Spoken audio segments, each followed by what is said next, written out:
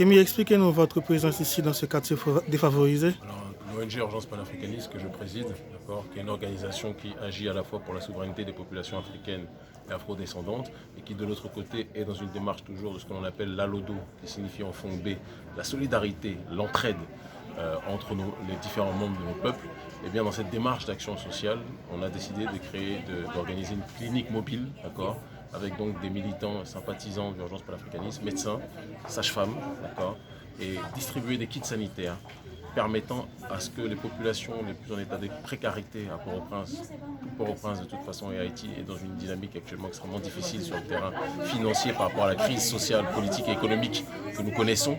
Mais la crise économique a fait en sorte que certaines personnes ne sont pas payées depuis plusieurs mois, n'ont pas forcément accès à leur salaire ou par conséquent avoir accès à des médicaments c'est quelque chose d'encore plus difficile. Et vous savez très bien que dans ce genre de crise, ceux qui sont les plus exposés justement aux grands problèmes de santé ou à l'aggravation des problèmes de santé sont les populations en état d'extrême précarité.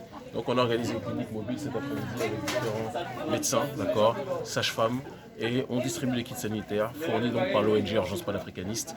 Et c'est un symbole, c'est rappeler à nos populations, c'est symbolique, on ne va pas résoudre le problème sanitaire et social à nous seuls, ne soyons pas bêtes, ne soyons pas fous, mais c'est montrer qu'on est capable entre nous d'être dans cette démarche de solidarité, aller dans des coins où on nous a dit que c'était pas forcément sécure d'y aller, eh bien on dit qu'il est important que les différentes parties de nos peuples se rendent compte qu'on est beaucoup plus fort en agissant ensemble, en partageant, en avançant dans la même direction. C'est dans cette démarche-là que nous sommes et c'est pour nous une grande émotion parce que lorsqu'on voit, on écoute les différents citoyens dans ces ghettos, on se rend compte que chacun d'entre eux a un nombre illimité de problèmes en réalité et qu'il faut en prendre soin. Alors là, ce sont des débuts, c'est des processus qui sont enclenchés avec les médecins. Par la suite, il faudra aller les voir aussi à leur cabinet ou aller les voir dans les cliniques ou dans les hôpitaux où ils travaillent.